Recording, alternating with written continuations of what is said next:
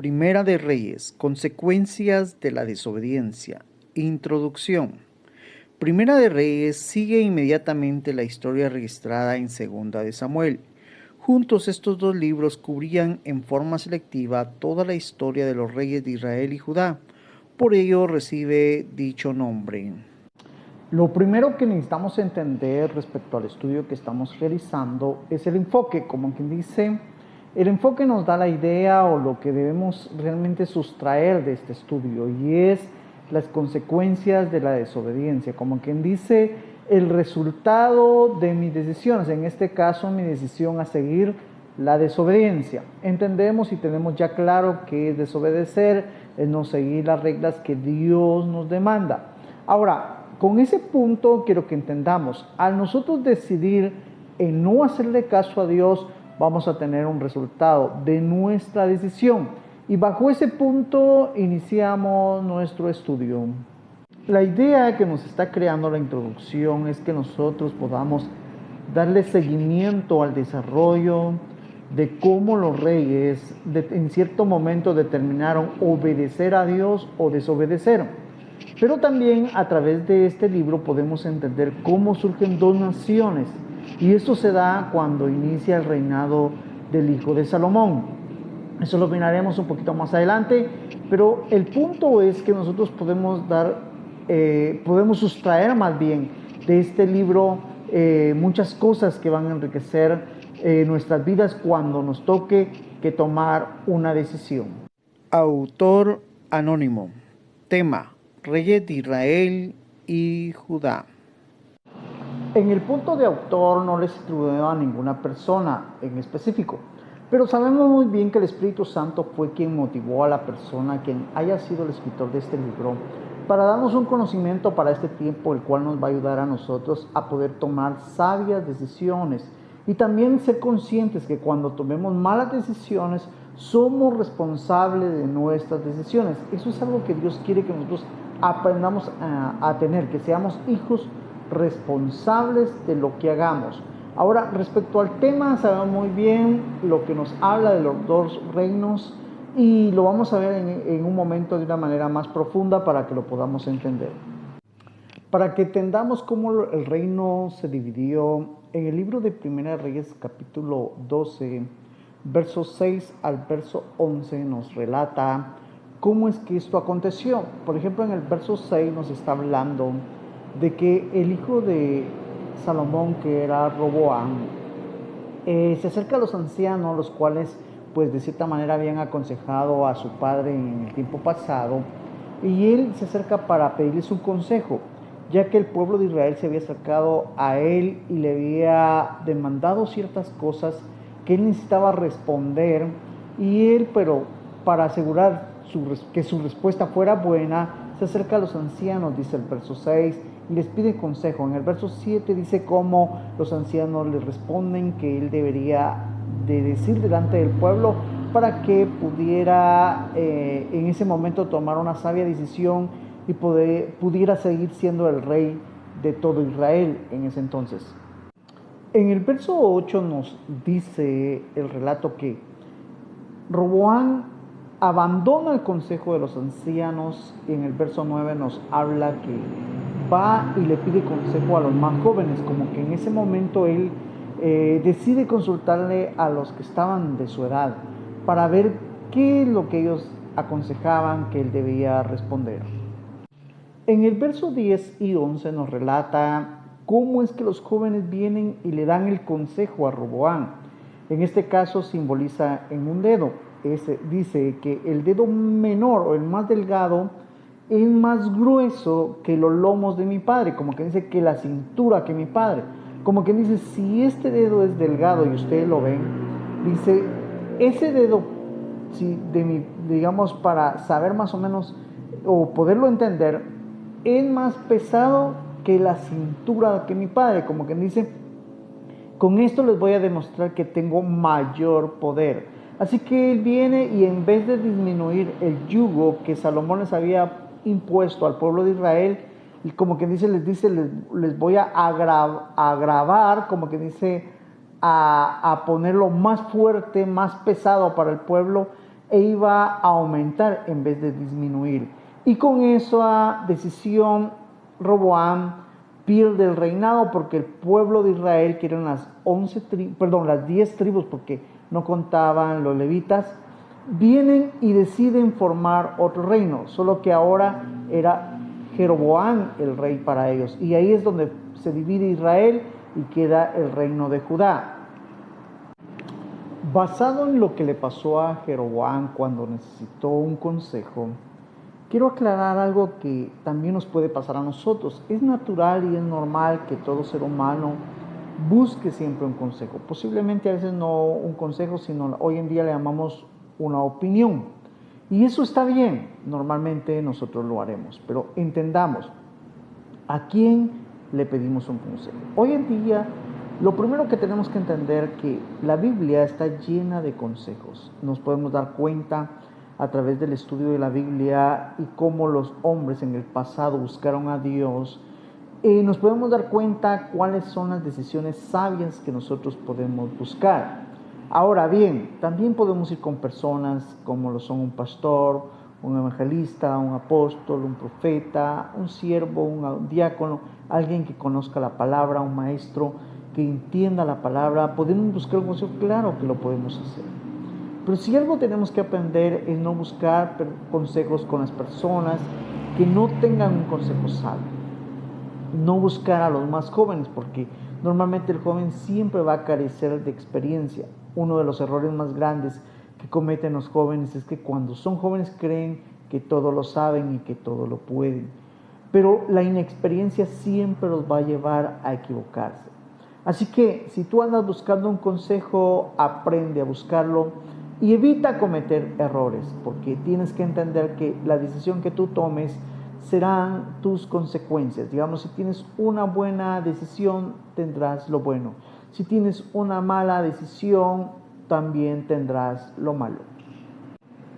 También quiero aclarar, aprovechando lo que estamos viendo, es sobre la venida de Cristo. La Biblia dice que cuando Cristo venga, dice, y entonces todas las naciones lamentarán. Digamos, la escena que nos está presentando la Escritura es que cuando todos vean a Cristo descender del cielo a la tierra, todos aquellos que no creyeron, todos aquellos que no quieren escuchar, le estoy hablando a personas que no conocen a Cristo, lamentarán. También dentro de ellos habrán personas que de cierta manera pudieron haber asistido un tiempo a la iglesia, pudieron haber conocido al Señor, pero en cierta manera un día decidieron alejarse del Señor.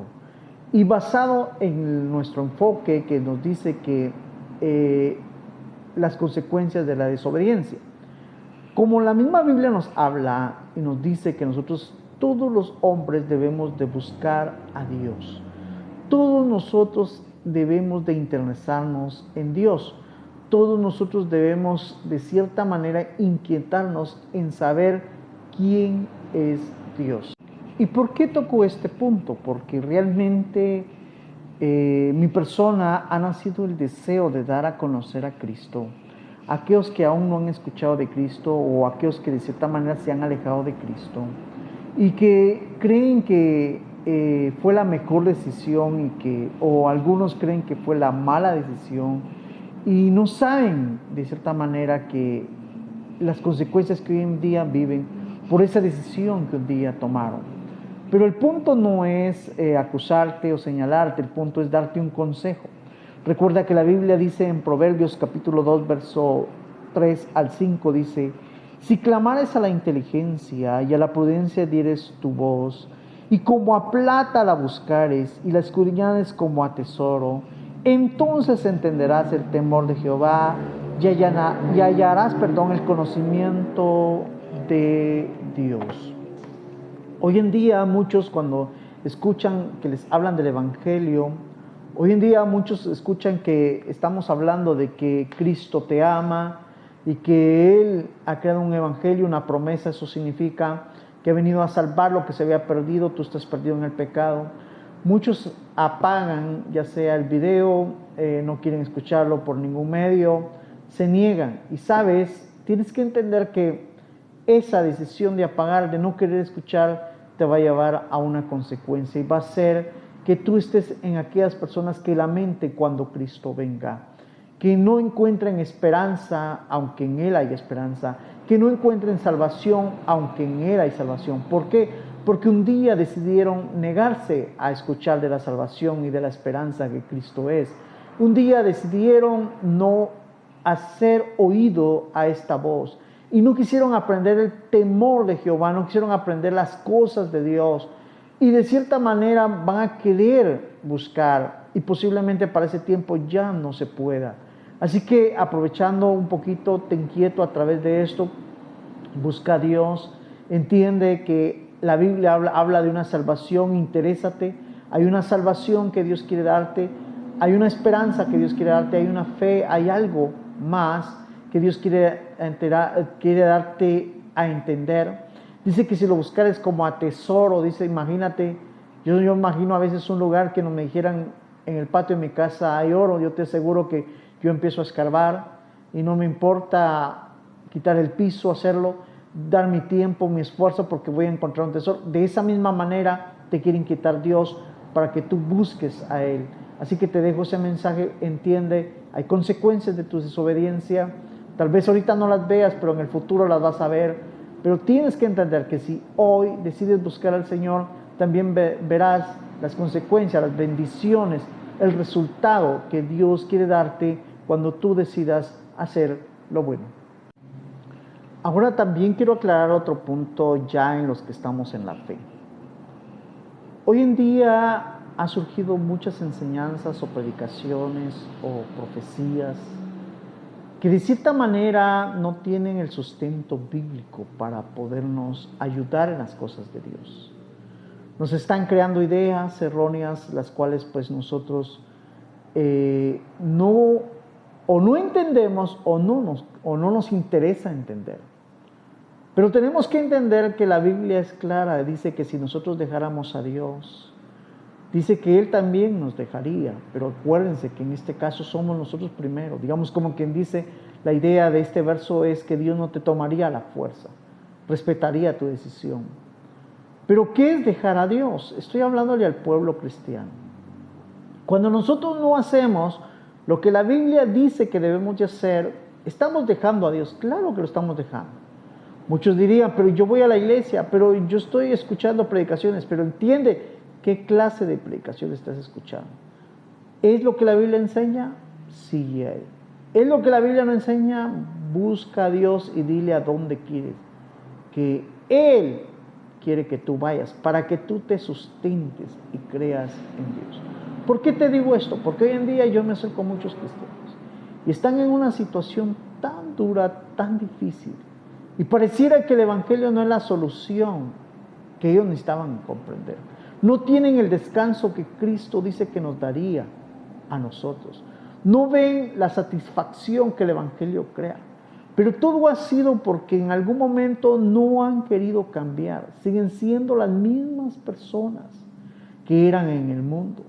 ¿Y eso te trae consecuencias? Claro que trae consecuencias. Si tú no practicas la justicia, si tú no practicas la fe, si tú no practicas el amor, si tú no practicas todo lo que la Biblia enseña, tú no vas a tener buenos resultados. ¿Quieres tener resultados? ¿Quieres disfrutar del Evangelio? ¿Quieres encontrar el descanso del Señor? Necesitas poner en práctica las palabras. Este es el mejor consejo que yo te puedo dar. ¿Por qué? Porque créeme, el Evangelio es lo más hermoso y bello que Dios ha creado para que en medio de esta maldad, de este mundo pecaminoso, de todo lo malo que escuchemos, nosotros los cristianos evangélicos disfrutemos una vida agradable. ¿La podemos disfrutar? Claro que sí.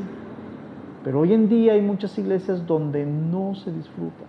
Y créeme, muchos cristianos hoy andan buscando personas que le oren, que les profeticen, que les impongan manos para que sus problemas se solucionen, sin saber o no querer entender o no querer comprender claramente que un día esos problemas, esas situaciones que están viviendo, tomaron una decisión y fue mala. Y muchas veces Los problemas no son causa de muchas cosas, sino a veces de no practicar la palabra, de no hacer lo que la Biblia dice. Y por eso tenemos esas consecuencias.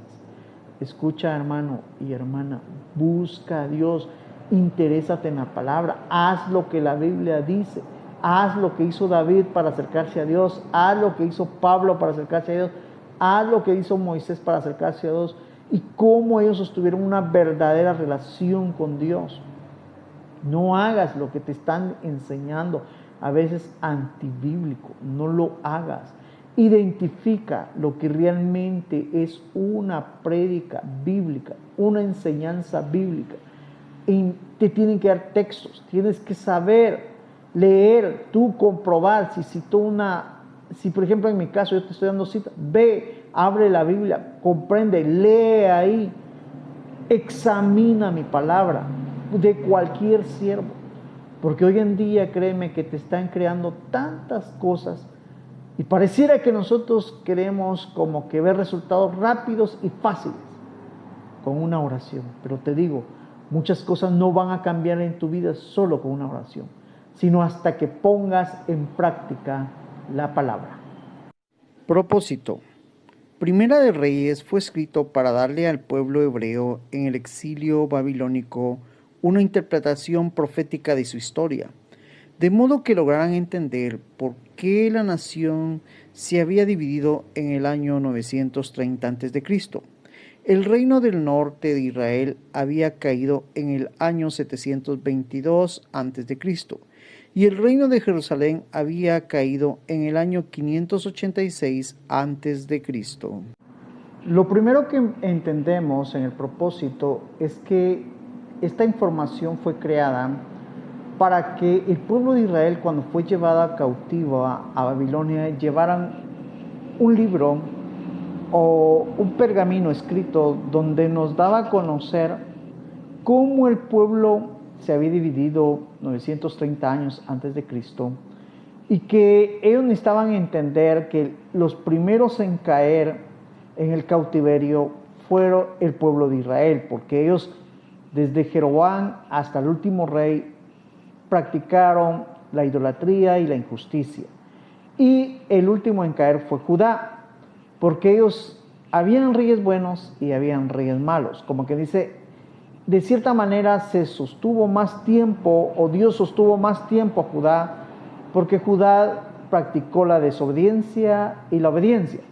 Cuando nosotros leemos esto, nos da una idea de cómo nosotros debemos comportarnos, digamos, cómo Dios cuida al obediente y cómo Dios, de cierta manera, descuida.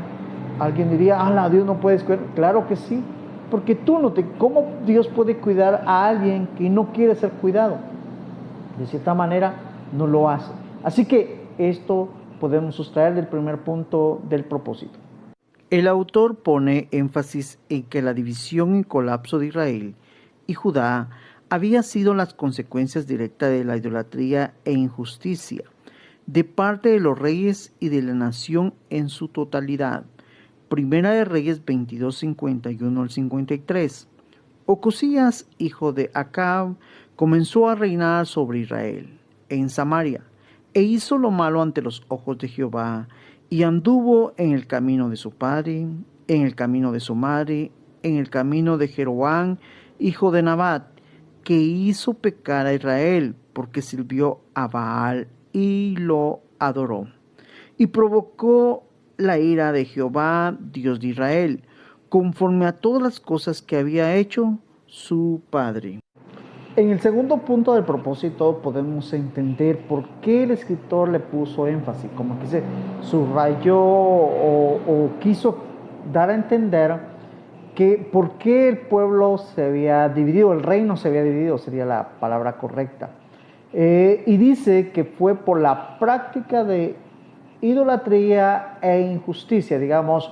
Dios rotundamente prohíbe la idolatría, por más que la disfraces y te la pongan de otra manera y que tú no estás idolatrando. Infórmate qué es idolatría y tienes que entender que no puedes idolatrar a nadie en esta tierra. Dios es celoso. Él quiere la adoración y la alabanza solo para Él. Y es exacto. La alabanza y la adoración solo se la podemos dar a Él porque es de Él. ¿Sí? La injusticia es hacer lo malo. Cuando tú tratas a una persona mala, óyeme bien, algunos argumentan y dicen, sí, yo la trato mala porque ella me trata mal. No, nada te puede dar base o sustento para que tú trates a una persona mal. Aunque una persona te trate mal, tú debes tratar a una persona de la manera correcta. Eso es hacer justicia, ¿sí? Y lo baso en esto porque si tú no le pones a la justicia respeto, entonces es una justicia a medias. Tienes que entender que algo que hace que la justicia sea o tenga un realce mayor es el respeto a los demás. Acuérdate que los demás también y tú son la imagen de Dios y por lo tanto debe haber respeto a la imagen de Dios, aún así una persona te trate mal. Eso lo debes tener claro para que practiques la justicia.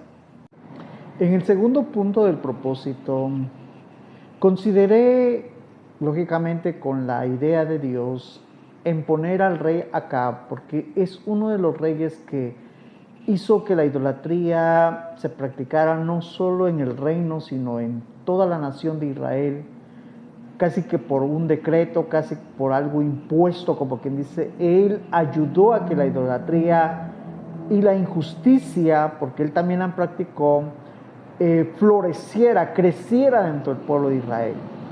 Y dice que al hacerlo, el escritor habla que él siguió el pecado de su padre, el pecado de su madre y el pecado del primer rey que también fomentó la idolatría en Israel, que era Jeroboam. Busqué esto porque realmente dentro de nuestra vida siempre va a haber una historia. Todos dejamos un legado, una historia. Y me basé en esta parte porque para hacer un poquito de conciencia de todos nosotros. Lógicamente algún día también o nuestra familia o quien sea, los vecinos, algún día contarán nuestra historia.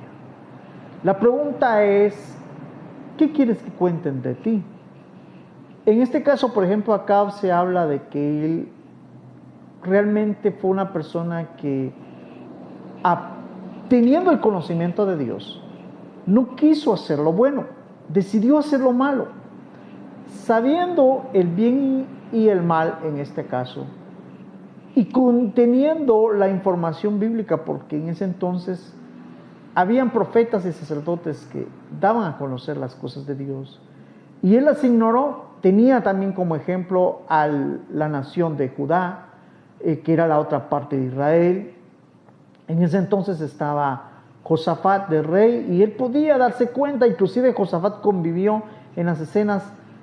De ahí nos describe donde Josafat va y le habla, y pasa un suceso donde Josafat le fue testigo de cómo Dios obra con aquel que obedece.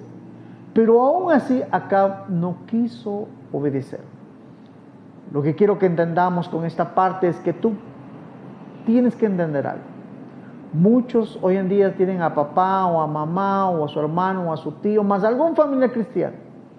Y muchos creen que no van a sufrir consecuencias de desobediencia porque mamá está orando, porque papá está orando. Te digo una cosa, sí, tu papá está orando por ti para que tú no hagas lo malo.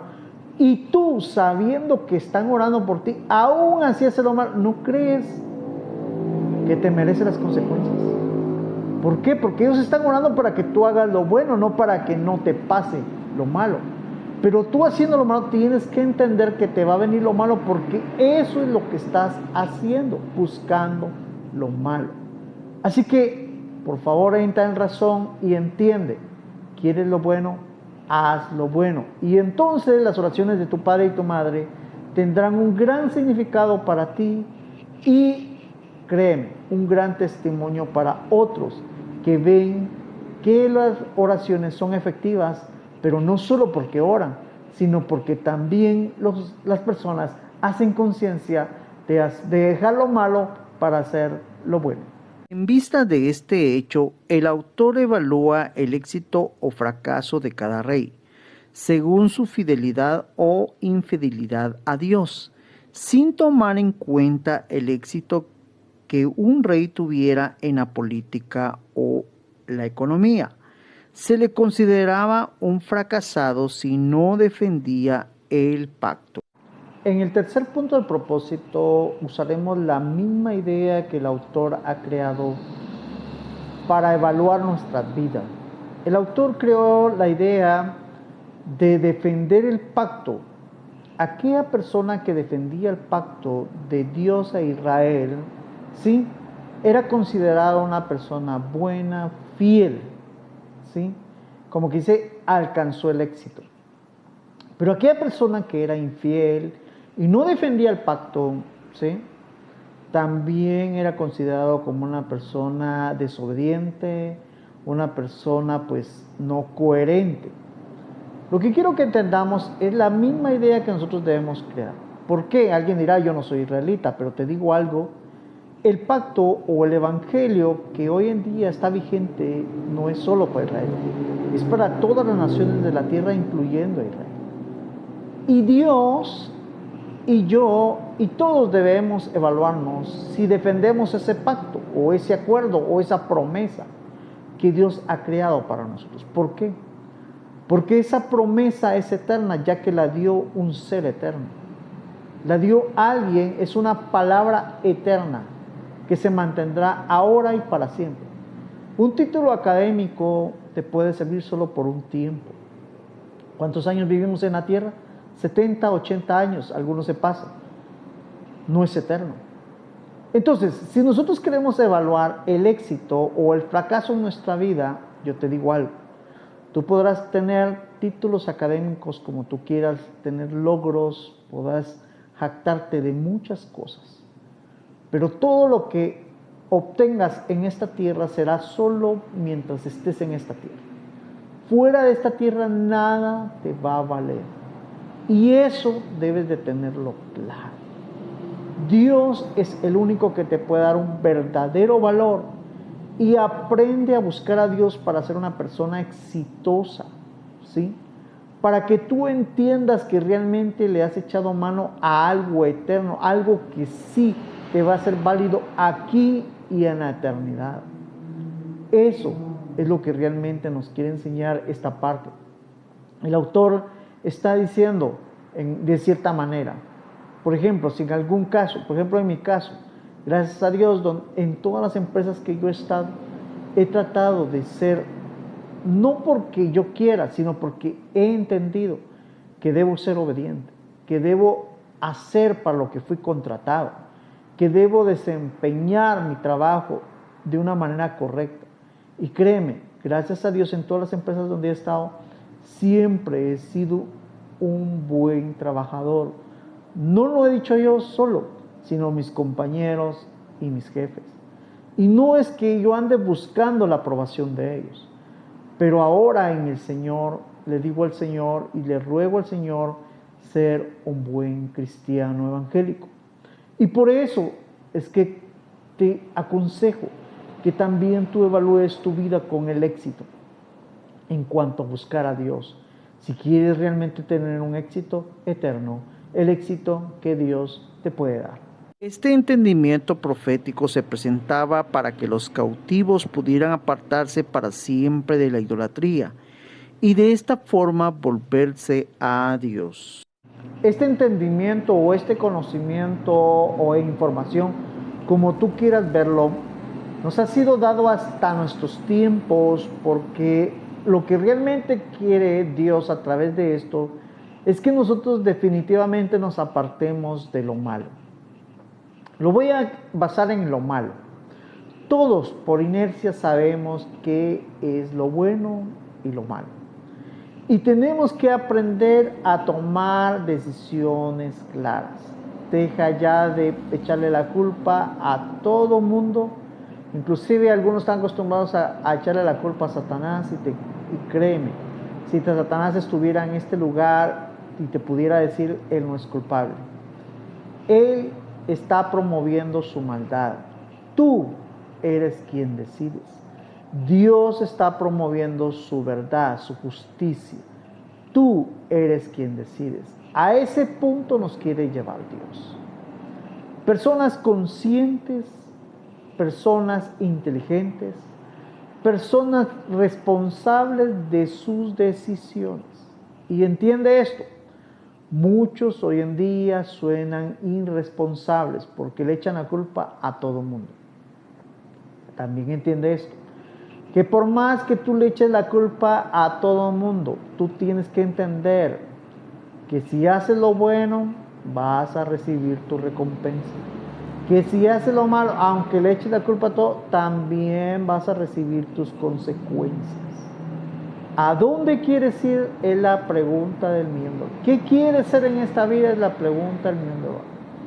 Te aconsejarán muchas personas y posiblemente tú los escuches y posiblemente sean errores de ellos y malos consejos porque no están ni sustentados por la Biblia. Pero hoy yo te doy un consejo: busca a Dios, interésate en buscar a Dios, ya deja de vivir lo malo. Créeme, lo malo no trae nada bueno. Te lo digo yo por experiencia, hasta que me cansé de hacer lo malo y me di cuenta que lo malo no me llevaba a nada bueno. Bendigo a Dios el día que Él me hizo razonar. Espero que lo haga contigo, pero tienes que buscarlo. Y decidí hacer lo bueno. Así que hoy hago estos videos para animarte. Tú también lo puedes lograr. Lo que Dios promete no solo es para mí, no es solo para ciertas personas, es para todo aquel que crea. Y si tú crees, hazlo. Demuéstrale a Dios que te interesa hacer lo bueno. Y sobre todo, puedas ser un gran ejemplo para tus hijos y tus hijos un día sigan tu ejemplo y no solo estarás cambiando tu vida, sino también verás el cambio de Dios en la vida de tus hijos. Así que te veo en el próximo video.